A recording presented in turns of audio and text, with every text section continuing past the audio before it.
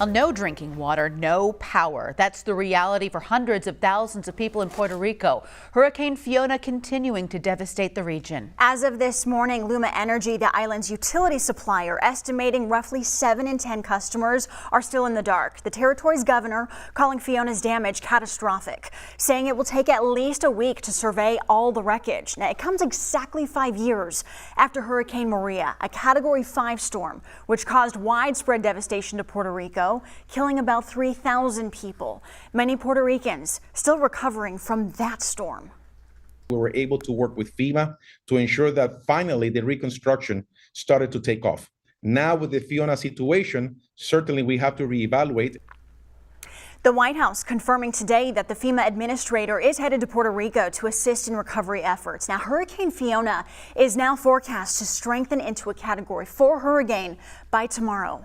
And Puerto Ricans living here can only watch from afar and try to rally some help to send back home. Local 5's Khalil Maycock spoke to an organization about their fundraising efforts and what they need. Stephanie Samantha, that student at Iowa State, says it's hard being here and seeing her family and island going through devastation, but her group is advocating for people here to send what they can to help that island.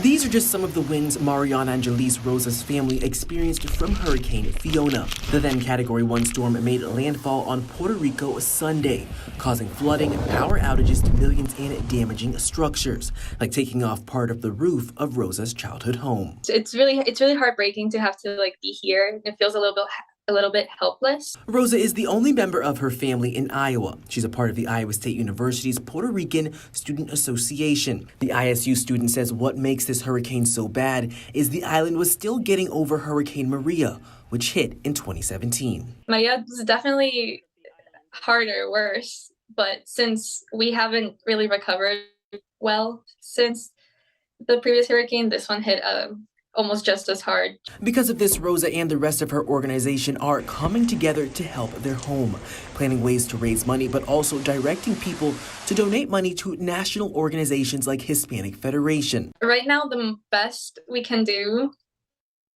is help out with sending money and stuff, because material things are going to be harder to get there. The Red Cross of Iowa says if Central Iowans want to help them help Puerto Rico, they're also sending money, but they need staffing. We always need volunteers to help respond to disasters. It's an incredible thing to do to help your community. And Rosa says though the island is struggling right now, she knows it'll eventually get better. We'll get through it.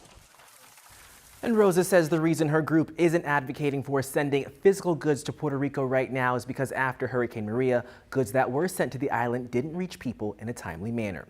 Khalil Maycock, Local 5 News, We Are Iowa.